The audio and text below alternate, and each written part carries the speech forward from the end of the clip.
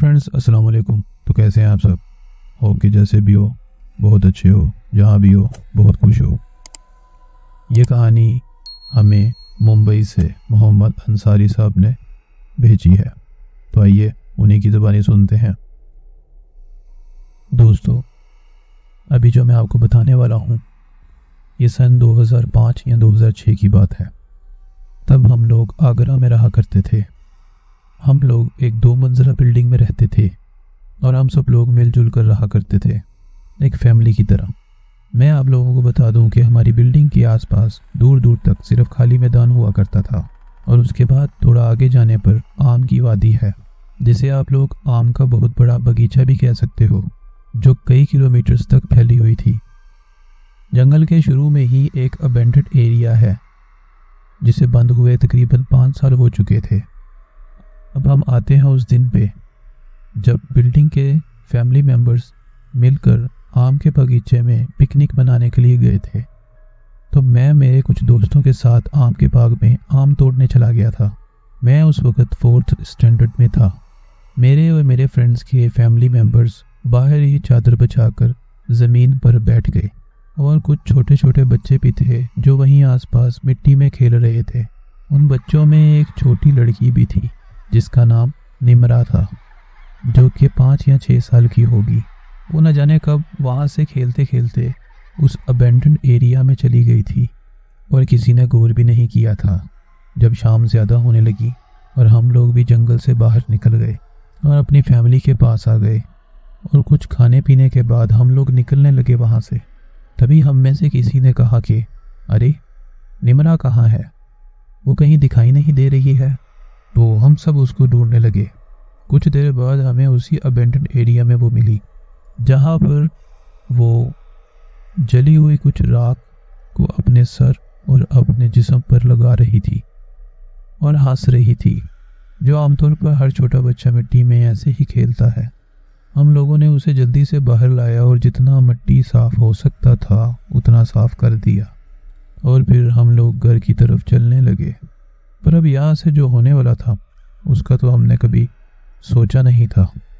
निमरा एकदम पत्थर सी हो गई और वहीं रुक गई और एक बहुत ही भारी आवाज़ में अलग अलग ज़ुबानें बोलने लगी कि यहाँ हमारा घर है और हम यहाँ से कहीं नहीं जाएंगे। सब लोग ये सुनकर डर से गए थे कि इतनी छोटी बच्ची में ये ताकत कहाँ से आ गई और ये उसकी आवाज़ को क्या हो गया था। मैं आप लोगों को एक बात बता दूं कि निमरा ठीक से बात नहीं कर पाती थी।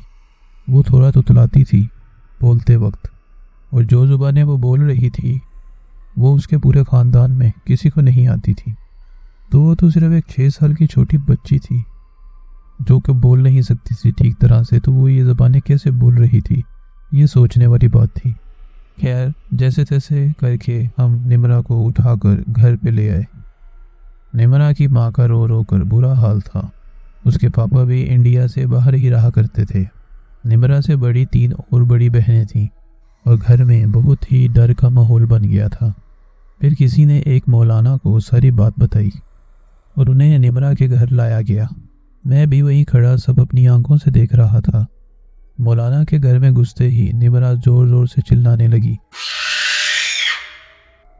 और गंदी गंदी गालियां देने लगी सबको।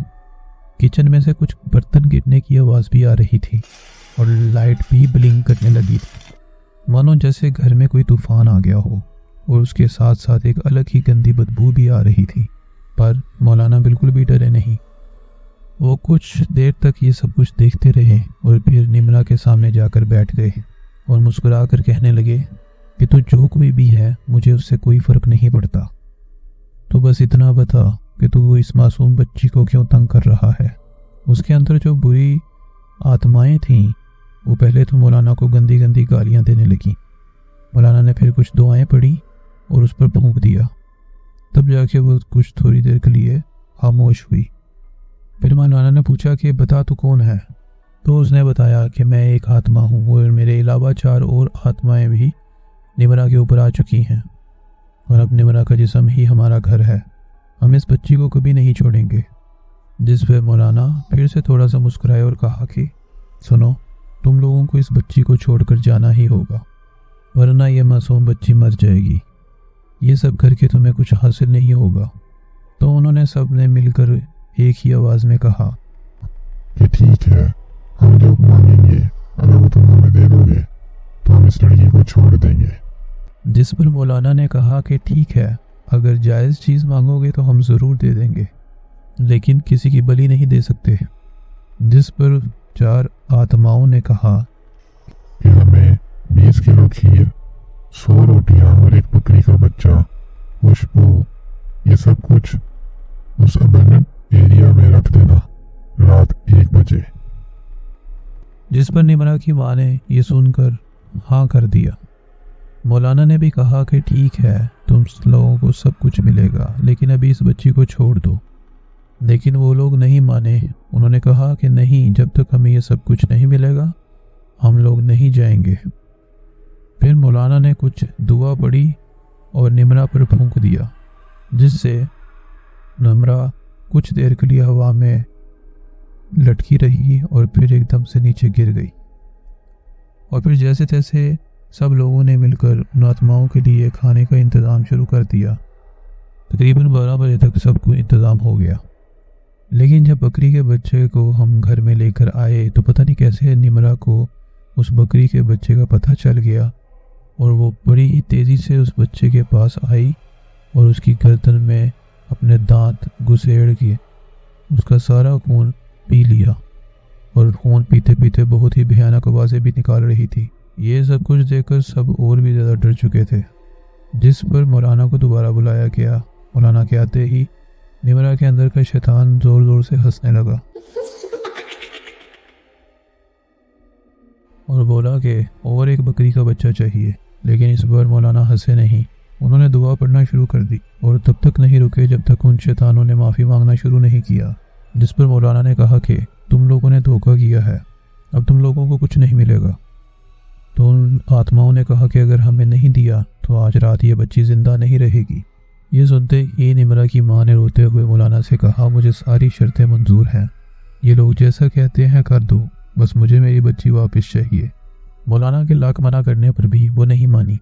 تب جا کے بلڈنگ کے سب لوگوں نے مل کر کھانے کا انتظام شروع کیا اور پھر ایک دوسرے بکری کا بچہ لایا، اور یہ سب کچھ پھر اسی ابینڈنڈ ایریا میں جا کے رکھ دیا۔ یہ کرنے کے بعد اس دن کے بعد سے نمرہ جیسے پہلے کھیلتی کھولتی تھی ویسی ہی ہو گئی۔ اب وہ بالکل ٹھیک ہے، اور اس دن کے بعد پھر کبھی اس کے ساتھ ایسا نہیں ہوا۔ کہتے ہیں کہ آج بھی مولانا کا تعویذ وہ اپنے گلے سے اتارتی نہیں ہے۔